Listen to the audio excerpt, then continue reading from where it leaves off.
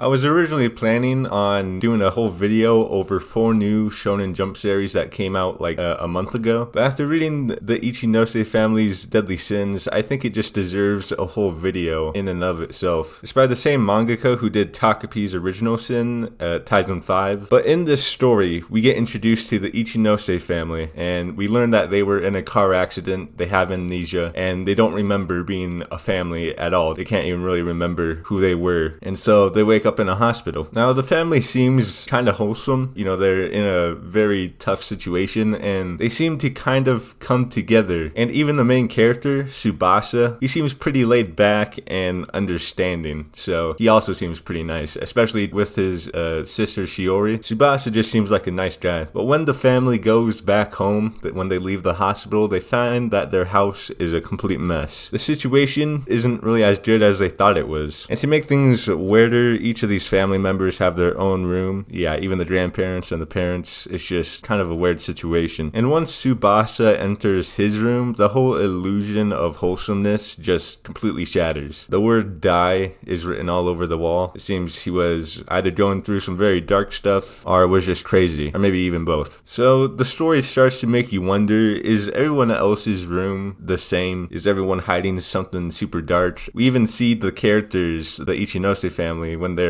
eating dinner, they're all pretty nervous after visiting their rooms. So it kind of leads to a bigger mystery of, are these characters all hiding something just as dark as our main character Tsubasa? And that is the basic premise of the Ichinose family's Deadly Sins. It seems like we're going to be looking at a mystery type of story. Let me just say, it's a lot tamed down than Takapi's original sin. I mean, there's still some kind of dark stuff going on, but yeah, it's a lot more tamed down. Mostly because it's in Shonen Jump. Taizun 5 probably had to consider that while writing this story, so yeah, there's no deaths, at least not yet. Now, this leads to a question. Is this mystery about the family going to lead to a good driving force for the story? I guess that's kind of the best way to say it. From what I have seen, I think yes, because Taizun, he's just able to handle his characters pretty well most of the time. But as we go on, Taizun throws another element into the story, and something I'm pretty familiar with because I read Takapi's original sin, and that is bullying. Now, this is sort of used as a way to introduce Tsubasa, a way to learn more about him. We get to see some stuff about why his bully is bullying him in the first place, and a glimpse into his past, a look at who Tsubasa was before he lost his memories. And it's really such a cool concept because it's through a little flashback that we see that Tsubasa has some very conflicting characteristics going on within him. His past self before he lost his memories seems to be full of malice and hatred, and his present self seems to be a lot more accepting of others and, again, a bit more laid back. And this really just plays into the story because you get this really innocent side of Tsubasa, his present self, and then you get this older, the person who he was before he lost his memories, and it seems this person is very sinful. But let's take a step back real quick, because there's something I really need to point out here. For those of you who have read Takapi's original sin, tell me if this sounds familiar. A kid gets bullied.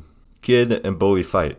Kid and bully talk. Kid and bully come to an understanding because of talking. And all of this is what brings the kid and the bully happiness. Now, I know this sounds very random, but what I'm trying to say is that the first 5 chapters of the Ichinose family's Deadly Sins, and mainly the bullying, serves as a direct parallel to Takapi's original sin and its core message about talking can bring you happiness, even if it won't solve all your problems. When I saw the similarity that Takapi's original sin and the Ichinose family's Deadly Sins share, I was just blown away. I was I really just wanted to talk about that, and to me it's mind-blowing. It's just like a cool parallel to see between these two stories. If this were just a manga about a kid and a bully and, bringing them happiness, this is where the problem would be solved, the whole resolution would be right there, and it would be the end of the story. But nope, this is about the Ichinose family, and so yeah, the story just goes on. And if that isn't a genius level of writing, I don't really know what is. I will admit that I might be reading too much into this and really trying to see something that isn't there, but it's just so obvious to me right after I read Takapi's Original Sin and reading the Ichinose family right after, I'm really like 99% sure that there's a parallel between the stories and how the topic of bullying gets resolved. I really wanted to mention that. Another interesting thing I wanted to mention is probably a bit more obvious, and it's the title of the story, and it being, a sort of reference to the 7 deadly sins. Now, the way I'm thinking about how the 7 deadly sins tie in with the story is that each of these family members have a sin, have one of the deadly sins, have committed one of the deadly sins. And now I know what you're thinking. For those who have read it, there are only 6 family members: the 2 grandparents, the 2 parents, Shiori, the little sister, and Tsubasa. And I have 2 theories for this about how the 7th deadly sin will play into the story. The first theory is that there's another family member that disappeared somehow, or maybe died, or maybe it's the reason for the family getting into a car crash into the first place. And because this family has lost their memories, they don't really remember this other seventh person. But another theory I have, the second one, I think might hold a little bit more substance. So each of these family members have committed a deadly sin. When the entire family comes together,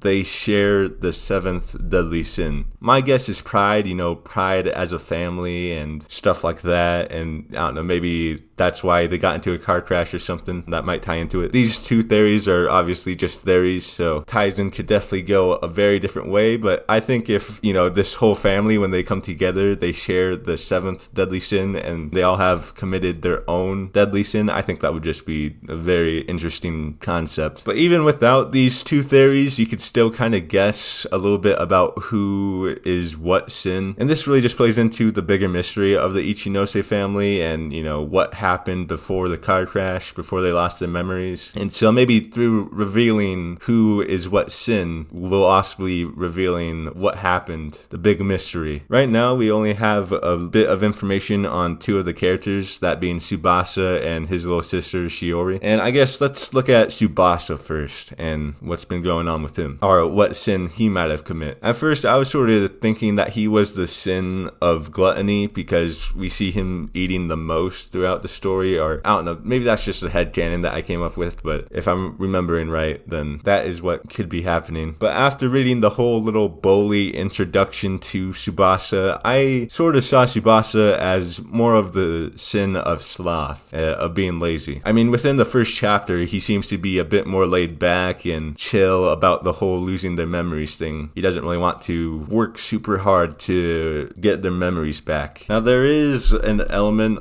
of wrath that we kind of see within Tsubasa, and there's definitely an argument to be made for that. And obviously, it's very early on in the story, so we don't really have any super great evidence. But yeah, I'm leaning more towards that Tsubasa is sloth. And then we have Shiori, the only other character we've kind of seen. And so far, we have only seen 2 things. She has a lot of bunnies in her room, a very unholy amount of bunnies. She's also going on dates with older guys. Now, right off the bat, you could kind of say this is the sin lust. It kind of seems that way. I don't know if bunnies really symbolize anything to do with that, but in my head, I was kind of thinking that. But I was also leaning towards greed because it seems money, the older guy has some money buying Shiori some stuff. And again, maybe the bunnies play into the whole sin of greed somehow, maybe because she wanted a whole bunch of bunnies or something, I don't know. But yeah, I'm really liking this whole concept of how the 7 deadly sins is intertwined with the big mystery of the story. Very cool, very cool. Another thing I didn't really talk about when I was talking about Takapi's Original Sin is that the art in this story is very expressive. It's very almost obnoxious and over the top with showing the character's emotions. And I don't know what it is about